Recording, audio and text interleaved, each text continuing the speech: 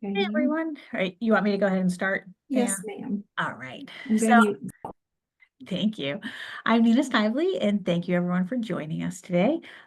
This is part of the Virginia Federation of Humane Societies educational series. This is a program called Out of Sight, Not Out of Mind.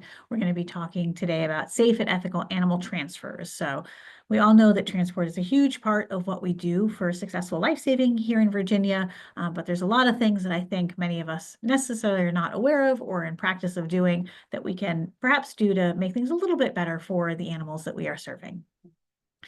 This program has previously been presented at a Virginia Federation of Humane Societies annual conference, which is also coming up again soon. So if you have the opportunity to go to that conference, I highly recommend it. It's always a really great series of educational material. So the things we're going to be talking about today is we'll go over a brief introduction. I want to talk to you about the laws, which is a little bit on the drier side, but it's important to understand what the laws are that you actually have to follow when it comes to animal transport. We're going to discuss some of the best practices that are out there, existing guidelines, proposed guidelines, state or federal, in addition to nonprofit recommendations. I'm going to unfortunately scare you a little bit with some worst case scenarios when things don't go well, and then we'll just wrap up with some conclusions and tips. If you have any questions, please don't hesitate to go ahead and put them in the chat, and we will make sure to try and get those answered for you. We'll likely take them at the end, but if we have the opportunity, we may get them throughout the webinar as well. So in case you're wondering who I am, my name is Nina Stively. I'm the Director of Animal Services here in Loudoun County up in Northern Virginia. I have been with Loudoun County for about 9.5 years. I've been in animal welfare for just around 18 at this point. So most of my professional career has been in animal welfare at shelters, mostly here in Virginia and also in the Southwest. I'm a certified animal welfare administrator. I received my master's of veterinary science from University of Florida, focusing in shelter medicine. I'm also an animal control officer and a certified animal cruelty investigator. So a little bit of different types of experience and learning, but transport is one of my favorite subjects to talk about. So I think it crosses all the lines between animal control, animal welfare, animal sheltering, and everything in between. So first up, we're going to go over some of the laws. This is going to be specific to Virginia. However, if you are listening to this from outside of Virginia, or if it's something that you are looking to transport to states outside of Virginia or transport in from states other than Virginia, you are going to want to be aware of the laws from those states which you are also working with. So being this is a Virginia-based presentation, we are focusing on Virginia, but please be aware that there are going to be some different laws with other states. Maryland, Pennsylvania, North Carolina all have different regulations. So always make sure that you are well versed in what those regulations are when working with states other than Virginia. So the first thing I want to talk about is interstate transport. It is incredibly important to understand what is required for interstate transport. So if you are bringing animals into Virginia, it is required by law that you are getting them what's called a CVI. Most commonly, these are referred to as health certificates. It is more formally known as a certificate of veterinary inspection. This is when a veterinarian gets hands on an animal and is issuing the certificate saying this animal does not show any signs of contagious disease within 10 days of transport. If you are scheduled for transport on a Saturday, we get a whole bunch of snow, it doesn't move, and then you get moved to 2 Saturdays out, you unfortunately need to obtain another CVI. That is required by law. This is no joke. This is the one, if there's something you're going to take away from this, if you are not doing this now, you've got to start. This is a class 1 misdemeanor, and you as the transporter can be charged if you are transporting an animal without proper documentation. Almost all of our neighboring states require CVIs as well. So it's not just animals coming into Virginia. You are going to want to make sure that your animals you are sending out of Virginia are also obtaining certificates of veterinary inspection. Other things you're going to want to be aware of is that puppies and kittens should not be being transported without mom if mom is known to be alive. So I understand that it becomes very challenging when, say, we have like a feral cat and she's got some little kittens and the kittens are young enough to be socialized. It does not matter, unfortunately, in the Code of Virginia, if mom is social or not. If mom is known to be alive, you cannot be separating puppies and kittens from their mothers if they are under the age of 7 weeks. And that's right there in that Virginia Administrative Code. You can see that 2VAC5, you can pull that up on the internet. It's one of those things that I think sometimes folks forget about or think is not necessarily one that is necessary to be followed when you are, in the interest of life saving. But the reality is we can't be violating law. We need to be good stewards of what it is that we do in animal rescue and animal sheltering, and not be separating moms from babies. Rabies vaccines are required, so animals 12 weeks and up are going to have to get a rabies vaccine when you are conducting transport in or out of Virginia. Very important. This is generally easily done when you are getting that certificate of veterinary inspection. One of the things you want to be clear on is who you are transporting to. And I hear this a lot that, oh, we're working with a veterinary office and they're going to help us out, and they're going to hold them for us, or they're starting up a rescue, or, oh, I've got a friend who's going to be doing rescue. She's getting started. She's got her paperwork, we're working on it. You only have three options according to VDAX and how you are filing your paperwork as a releasing agency as to who you are transporting to. Your options are a dealer, a releasing agency, or a private party. That's it. Those are your only options. So that means if you are, displaying animals at a PetSmart, you are still the custodian of those animals. So you are still that releasing agency. If you are transporting them to an individual because somebody wants to obtain or adopt that animal from you, then that is going to a private party. We'll get into the details a little bit more on the next slide, but it's very important that you recognize these are your only three options as to who you can be transporting animals to in the Commonwealth when you are processing your outcomes in your paperwork. Things to keep in mind regarding animal transport is that the adequate care laws still apply. And I also, I've done a lot of transport. When I worked in New Mexico, we would be transferring out between 30 and 40 dogs and puppies a week, on a single transport in a large vehicle on 6 and 8 hour drives. That was just what we had to do when we were in the rural Southwest, and that was standard practice. That said, just because you are trying to do this in the interest of life saving, it does not mean that you can compromise the animal's welfare. Is it ideal? No, but we want to make sure the animals have enough space to stand up and turn around. We want to make sure it's temperature regulated. Please never ever use box trucks. Every couple of years you hear some horror story, and I can guarantee you there are many other horror stories that never make it to the news because I've investigated them myself and they never made it out into the public. Please never ever be putting animals in a box truck. It is not okay. It is not safe. It is not acceptable. It's really scary. It's loud. It's either very hot or very cold. So just be mindful that that would be definitely a violation of 6503, and you would be in a position to potentially be charged, an animal seized if, say, your vehicle broke down on the side of the road. So dealer or releasing agency. And I think, we're always trying to figure out like who are we working with? Who are we getting these animals to? A dealer is, most frequently a pet shop. Most places are not transferring, sheltered animals into pet shops, but that they would fall under that. A veterinarian. So, we have a veterinarian in our community who wants to be active in rescue. We explain to them that just because they are a veterinarian, just because they have kennels, does not mean that they are a rescue. It does not mean that they are an arm of rescue just because they're working with a rescue. They either need to be truly affiliated and integrated with that rescue and then follow all of the requirements, such as making sure that that person has signed a cruelty disclosure, et cetera, or they need to file for becoming their own releasing agency. Also, rescues that are not meeting the definition of what a releasing agency is, so if they don't have their 501(c)(3), if they are not filing with VDAX, those are dealers. Those are not rescues. A rescue who's filing their paperwork is not there yet. So please make sure that you understand if you are not working with somebody who is a releasing agency, which is going to be either a public shelter or a 501(c)(3) rescue who is registered and filing with VDAX, then they are going to fall under dealers. Do you want to be transferring to dealers? No, you don't want to do that. That is not a good look. That is not a good way to be doing things. And for you, it's really not a sound way to be operating. We'll get more into the details of that too. But keep in mind, dealers have no spay and neuter requirements. They are not required to register with VDAX. There is no oversight to their numbers, to where animals go.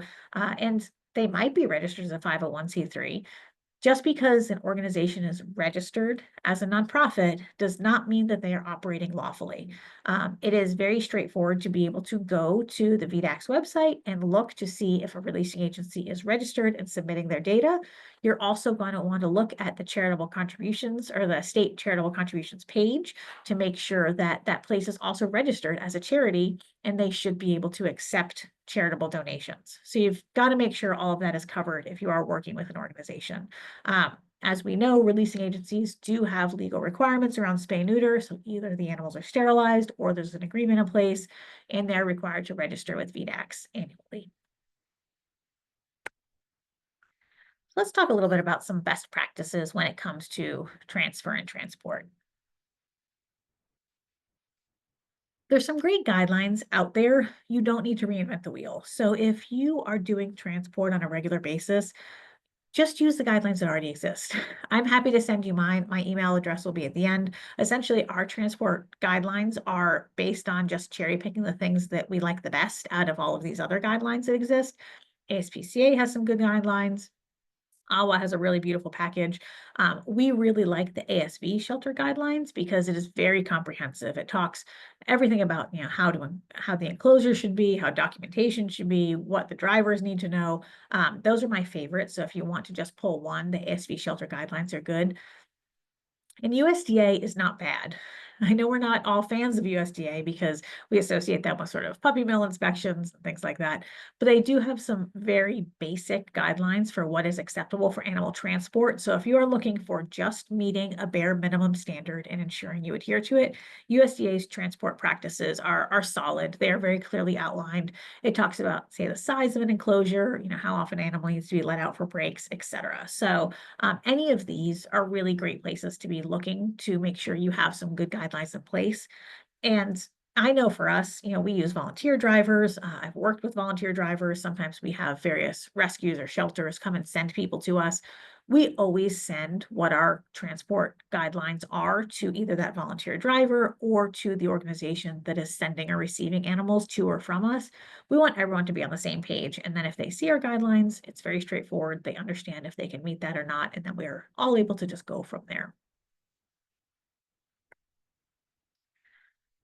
So some of the highlights that I really like to make sure we talk about in terms of best practices, these are not legal requirements. It's important to remember that while I wish they were legal requirements to some degree, the reality is they are not, and they're difficult to enforce. However, these are some things that I think if you are talking about just real foundations of a successful transport program, I think are valuable. The first one is going to be that your drivers are trained and supported on what to do in case of an emergency. I think, we've all seen the number of times this has happened. We get the alerts, we get the lost reports when someone is in some sort of a vehicle accident and animal escapes during a transport. We see this with private parties all the time. We don't want a driver to be running around chasing a dog into traffic, screaming and yelling, and having this become a big chaotic event. And you might think, oh my gosh, no, it's an experienced person. They know how to catch a stray dog. And they might, but do they know what to do if it's 85 degrees and they pull over onto the side of the road? My first thought when I pull over just my personal vehicle is to shut the door and lock it, turn it off. If that is going to be their instinct to do that, they are roasting the dogs in the car while they're chasing the other one around through traffic. Do they have a slip lead in the front seat to grab a dog that gets loose? Do they have a towel? What happens if a cat breaks loose inside the van and is panicking loose inside the van? How do they get into that enclosed space to catch that cat without letting that cat out or getting injured? Because we all know what a panicking cat is like. Making sure your drivers know what to do, even if that is simply pull over and call someone to walk them through it, that is key because so many of our folks want to just jump in and help and do the right thing. They don't necessarily know what the right thing is in that moment of crisis. If there's a vehicle accident, what do they do? Who do they call? And what does your team do when that happens? Does your team know who to call? Because if I'm doing a transport all the way down, say to Danville, which is many hours away from me, and my vehicle breaks down 5 hours from here, how am I going to figure out who to call? It's a complicated set of questions, but you want to make sure your team at least knows the right person to be able to figure out who to call depending on where your vehicle is if there's a breakdown. Um, and I always mention hypoglycemia because we know that little kittens and little puppies are very fragile. They can't do well when you are not giving them food and water for a longer period. If they're in there with mom, which we're going to touch on in a second, they may not nurse because maybe mom's moving around, maybe mom's nervous, maybe babies are confused, they're stuck in a blanket. You really want to make sure that you've got some Karo syrup and some instructions for somebody if there is a possibility that somebody's blood sugar is be tanking in your transport vehicle. If you've got long trips, so if they're longer than 4 hours, or if the animals are little babies, you want to make sure someone is stopping and checking on them. I know that this is not convenient and this is time consuming and is stressful, but the reality is you have to make sure these animals are not being subjected to so much stress that the transport is then becoming a more difficult situation than where they were in before. Our baby animals, someone should be at least getting eyes on them every 2 hours. Do you want to stop and pull over? No, of course you don't. But if you can pull into a gas station and just make sure you've got eyes on everybody, everyone's still up, alert, eyes open, then go ahead and move on along. But you got to make sure that those little tiny babies, especially, are in good shape for transport. You might need to give them a little snack if you've got some, those skinny little diarrhea puppies that we all get in the summer. We want to make sure that those babies are staying hydrated for that trip because the stress being confined with their own waste can be really tough in terms of making sure that they stay healthy. Mamas and babies should not be separated. And I know that there's this sort of eternal phobia of mamas crushing babies. And is that a possibility? Of course it is. Anything is possible at any given time. But I will say that for the most part, you are going to have far less stress when mom is in there with her babies than if she is separated from them, especially if those babies start crying.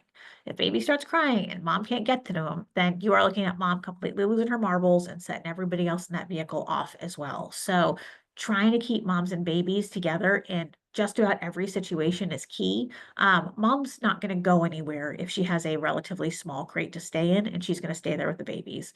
Um, as long as the vehicle is climate controlled, I will put a pretty thin, blanket or something like that on the bottom of the crate so that mom is not like getting the babies tangled up on your transport.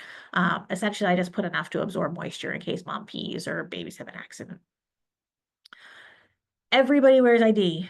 Everybody, unless they are a neonate, so little teenies, everybody needs to be wearing ID.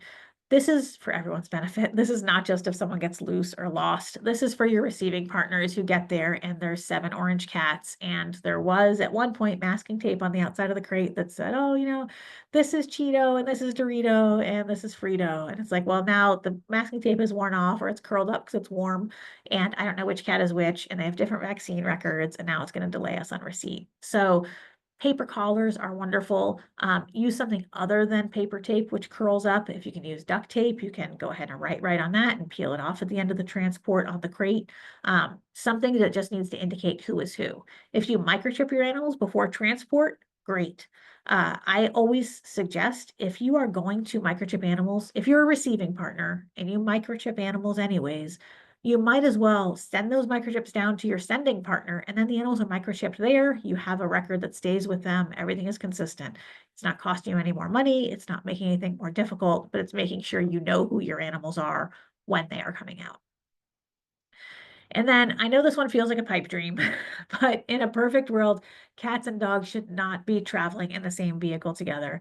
And I don't care if you're like, oh my God, but this dog loves cats or this cat was raised with dogs. It really does not matter. In terms of a best practice, having those animals together is not a good practice, especially when it comes to the cats.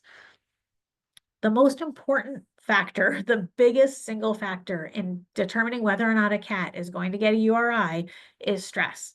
We know this. We see cats at the shelter. When it is crowded, they are stressed. They get sick. We don't want our cats to get sick. And of course, no one wants cats to get sick. But if you are cramming cats and dogs into a van together, I can tell you the stress is exponentially higher for those cats.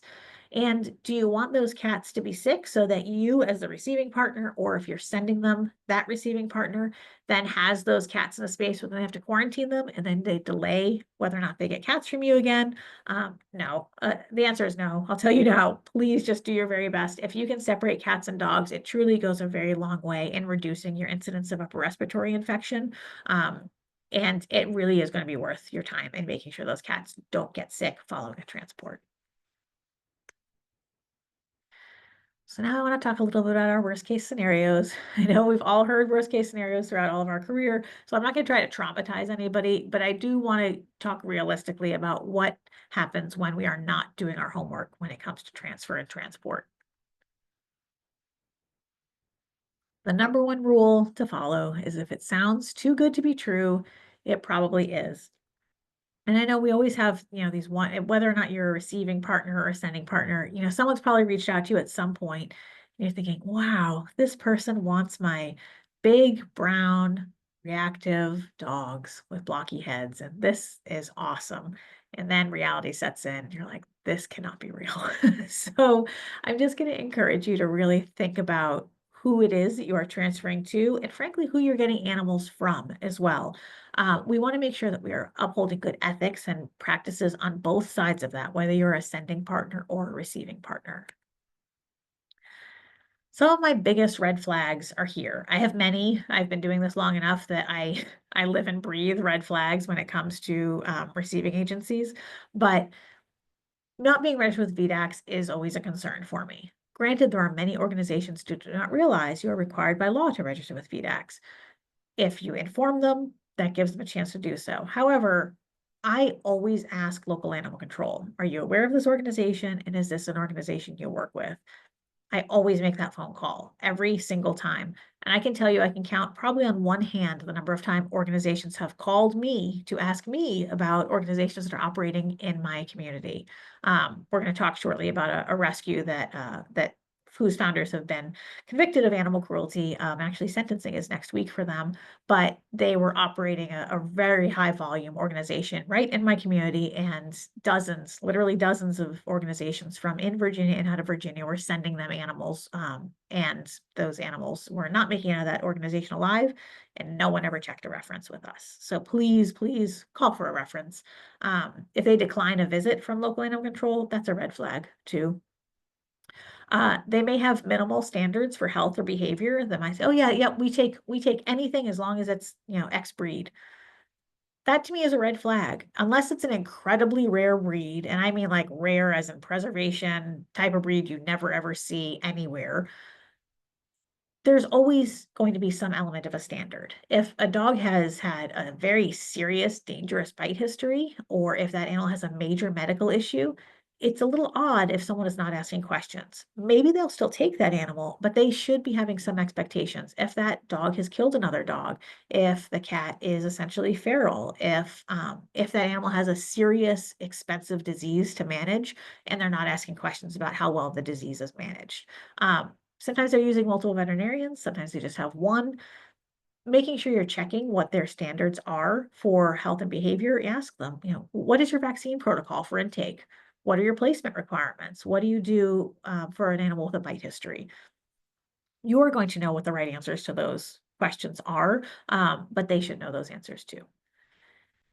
If you're working with an organization that takes large number of animals in a single trip without a physical facility, that's a red flag. We all know how hard it is to find foster homes. So if people are saying, oh yeah, yeah, we'll take 15, 20 animals from you all at once and we'll put them in foster homes, where is this mecca that they've got all these foster homes from? That to me is a flag. I always wonder where those animals are going. What is the turnover like? What is their practice like that they're able to make that happen? And there are many wonderful receiving agencies throughout the entire country, but those agencies frequently work with the same shelters and rescues over and over unless they're having problems with them. So if they're frequently changing those transfer partners, again, either sending or receiving, that to me could be a potential flag. We want to make sure that there's some consistency there. And, are they turning over some of these hard pets really quickly? Because again, maybe they're in a community where placement is much easier. We get lots of hounds here in Loudoun County, and fortunately, we're in a place where lots of them get adopted still.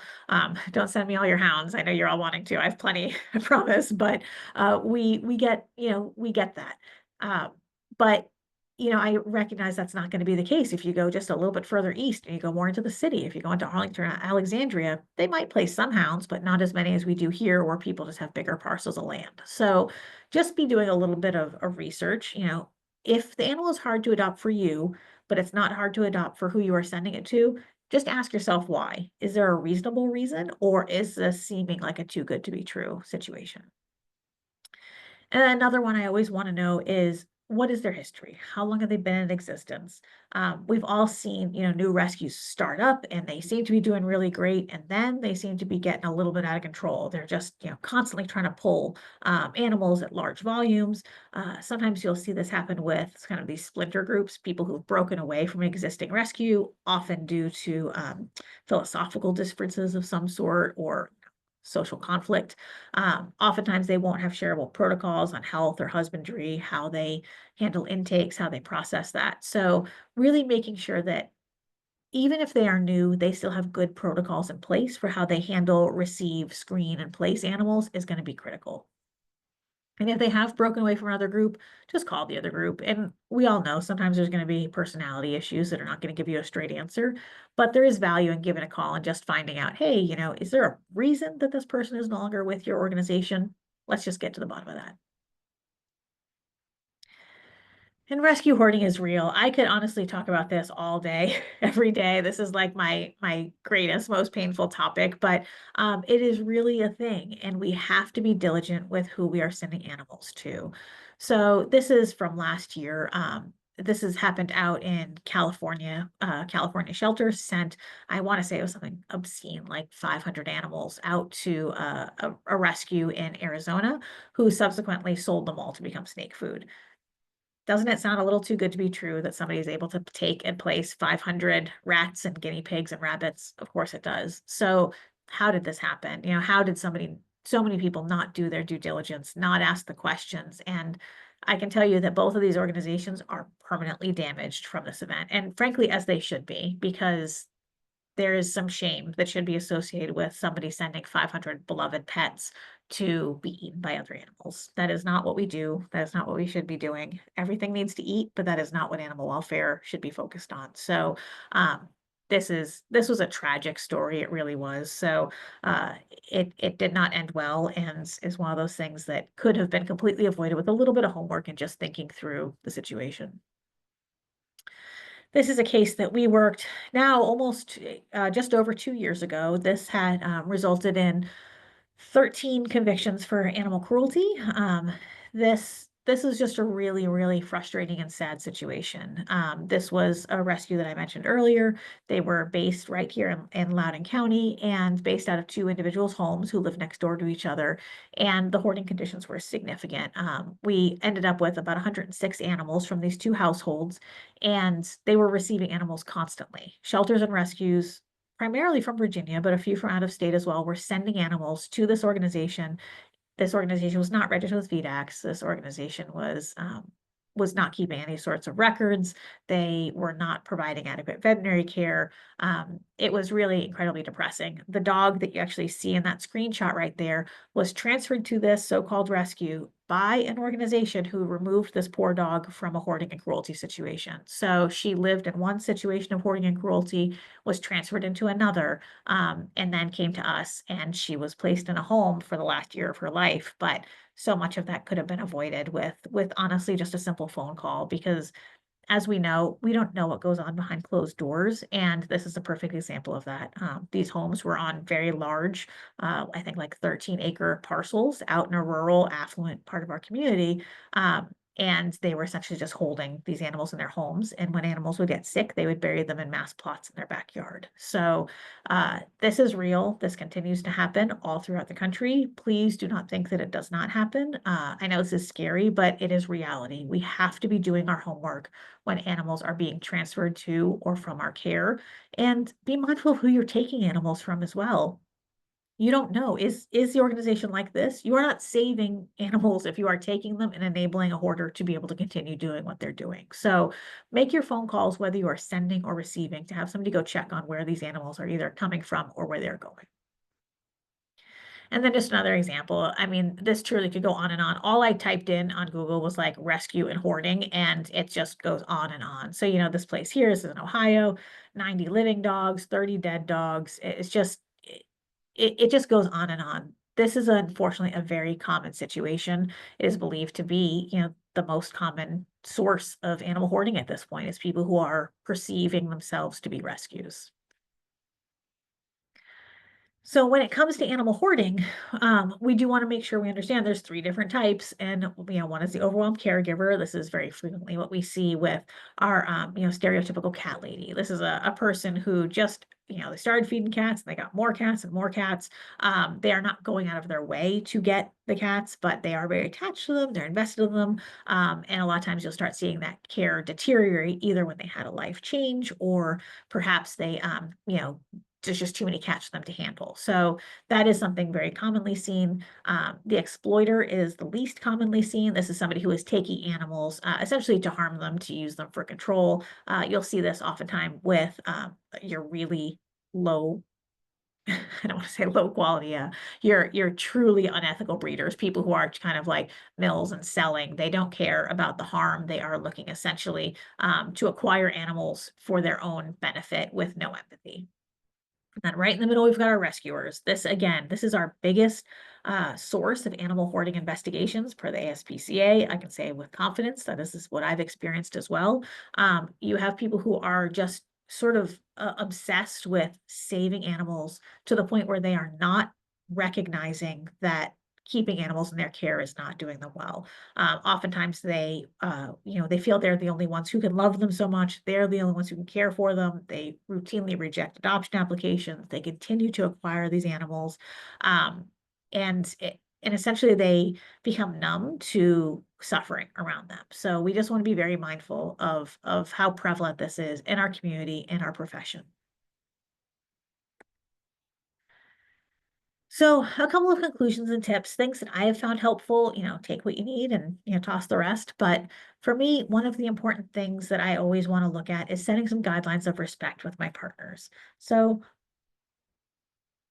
this for us, we established this back in 2018. It's been in place since then, but for us, for my organization, we are very fortunate. We're in an affluent community. We have a great set of resources, even though we are a municipal shelter, in order to be able to place animals. Our live release rate has been 94% for many years at this point, or around there. So it is important to us to, since we are in that position of privilege, to make sure that we are not manipulating or belittling or doing anything to break down those organizations who are not in such a position of privilege. So for us, our expectation for our transfer partners, whether we are sending or receiving, and we still do send animals out sometimes, like we'll work with breed rescue or, maybe somebody has, a more foster-based network than we do. I don't have a problem transferring animals out when it's appropriate, but we always want to make sure that there is mutual trust. I think that one of the most detrimental things we do in our world is break others down in order to build ourselves up. And I think that that has to stop. We are leaders. We are here. We are all trying to make things better for animals in our community, but that doesn't mean we need to be breaking down the people. So even if someone says to me, I've got 15 dogs at my shelter right now, if I don't find transport for them, I'm going to have to euthanize them. I hear that desperation in their voice. I am not going to then say, I need foster homes or else these dogs are going to be killed. That is no way to make that person feel who just reached out to me for help. So it is very important to me to always make sure that we are respectful to those who are trying to do their very best with very few resources, and always make sure that we are respectful. And the same thing goes in the opposite direction. If I call a breed rescue and say, hey, I've got, let's say, a bulldog, because we all know how bulldogs have a million medical issues. And I say, hey, I've got this bulldog, and I'll be honest, she needs a Boaz surgery. She needs all your complex surgeries that all bulldogs are always going to need. She's got skin issues. It's really kind of beyond what I can do here at Animal Services. I don't want a rescue to say, hey, Animal Services was going to kill this dog, so we saved it. That doesn't make me want to work with them. It doesn't make me want to, feel good about reaching out for help. So we always want to make sure that we have mutual respect and compassion and kindness for those that we are working with. So before you transfer in or out, these are sort of my final tips for you. Please microchip and truly do them before they leave. You are most likely going to be microchipping these animals when they get adopted from you, right? If you are going to be taking animals in, just send a box of microchips down so that the next time there's a transport, those microchips are allocated and sent with the animal in the animal. If the receiving partner won't pay for them, find out why not if you're sending those animals, because they're going to get them done anyways, right?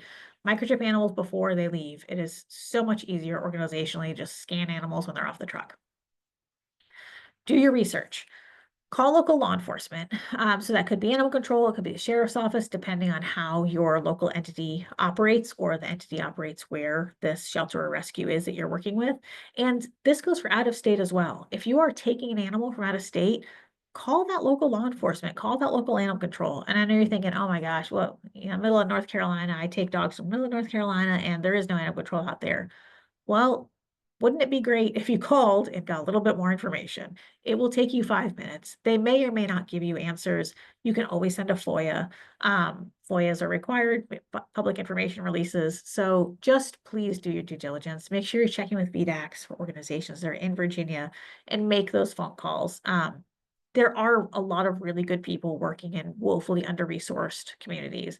Just because there is no enforcement in that particular area does not mean that there's not a local dog warden or an animal control officer who knows that place and is going to say, hey man, that place is not good. I can't do anything about it because there's no law here, but I'm telling you it's not good. So just make your phone calls. It really goes a long way.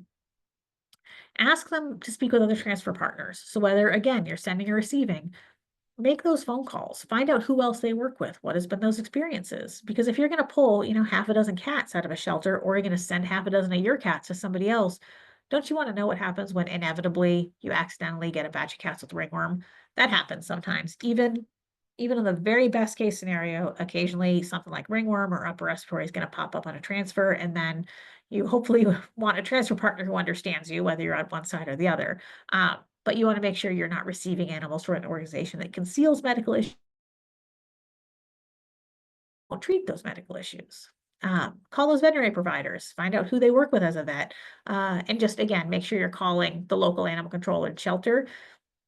If you're working with, if you're sending animals someplace and that is, far away from you, don't you want to know why they're not pulling animals from that organization first? I mean, we have organizations right here in my county that take animals from all over the region and have literally never called my shelter one time to ask to take animals from us. If they wanted to, I'd be happy to work with them, but you do kind of wonder, why don't they call us first? It's a worthwhile question, right? And again, there could be a legitimate answer. It could be that maybe they focus on puppies that are, that are bottle babies. And I'll be honest, my shelter doesn't get that many bottle baby puppies without their mamas. So maybe there's a legitimate reason, maybe there isn't. Make the phone calls. And then just make sure you're communicating. Establish really good expectations in writing, especially when it comes to like health, behavior, what your transport expectations are, and euthanasia. There's nothing worse than either sending or receiving an animal and then you receive it or have sent it, and then that animal becomes a euthanasia candidate. We all know that animals to a degree have an element of unpredictability. That is the nature of animals. We don't know when their previous traumas or under socialization will surface. Occasionally, euthanasia is going to have to come up. You want to make sure that you have these non-judgmental, open conversations. And it could be, for us, if one of our animals ends up in another shelter, we're going to talk to them and say, hey, we'll always take our animals back. Let's figure out what that looks like. But sometimes we'll call our partners and we'll say, hey, do you want to know if this animal coming to us becomes a euthanasia candidate? And sometimes they say, yes, please tell us. And sometimes it's just say, no, we trust your judgment. Neither of those is wrong. We just have to understand that when people are transferring animals to you, they are trusting you to make your decisions, but put that in writing so that way it doesn't result in hard feelings later. Because I'll tell you, when it comes to if you get a busload of animals have some kind of disease outbreak, or you have an animal that becomes a euthanasia candidate, emotions get high. You want to have this stuff established in writing before those situations arise, so it makes things much smoother when they do come up. And then just overshare. Talk to each other. You've got a great resource in the Federation. There's the High Five group on Facebook. There are many different opportunities to talk to one another. Please don't hesitate to try and make those conversations happen so that you can get the information you need in whatever way you can obtain it.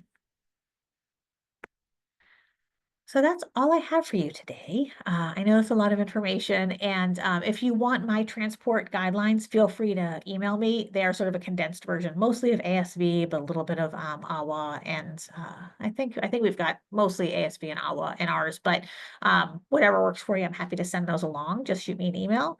But I'm happy to take any questions you may have.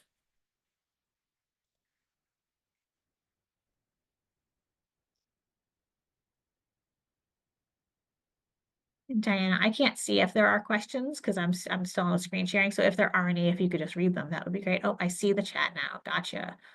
What is a dealer? Okay, so how do we report dealers in Loudoun County? So that's a great question. You are welcome to call. So a dealer is somebody, it varies a little bit by jurisdiction, but there is a general definition of dealer in the uh, in the code of Virginia. So a dealer essentially is somebody that is selling animals for a fee. And in Loudoun, we have that defined as essentially any companion animals for a fee. So that could be pet rabbits, not meat rabbits, cats, dogs, guinea pigs, etc. And that could be an individual breeder. It could be a pet shop. And for us, you can just give us a phone call. We are happy to go ahead, get that information, and we send them a letter. We do a follow-up, etc.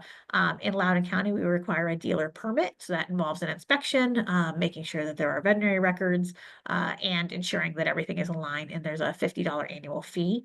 We then list dealers who actually do that homework and make sure they do things correctly on our county website.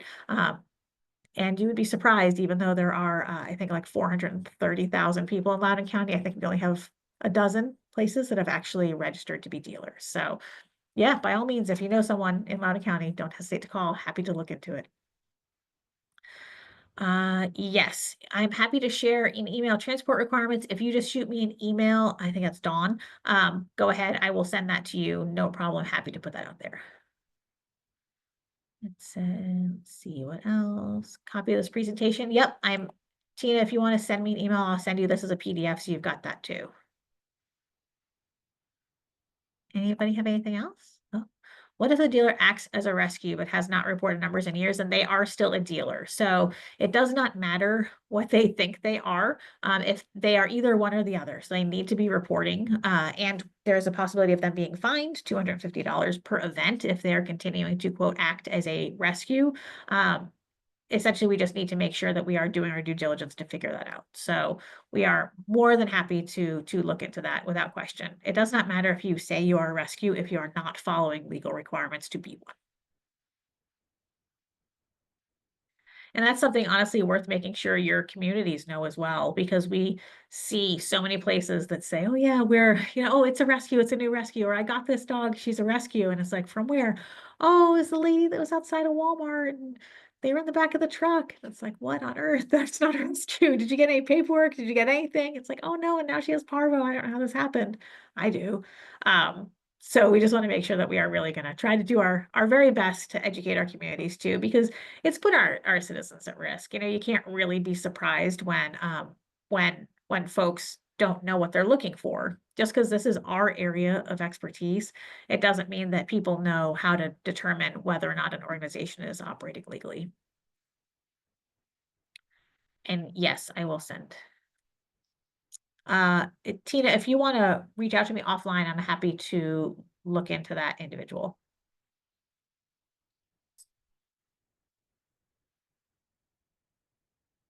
Thank you. Anybody have anything else? Oh, okay.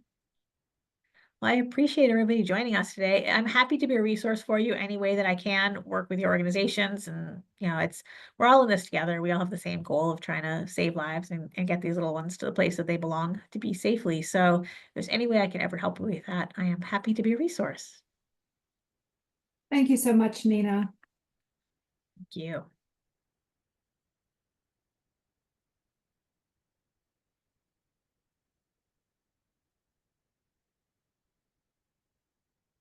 I'm not seeing any more questions, so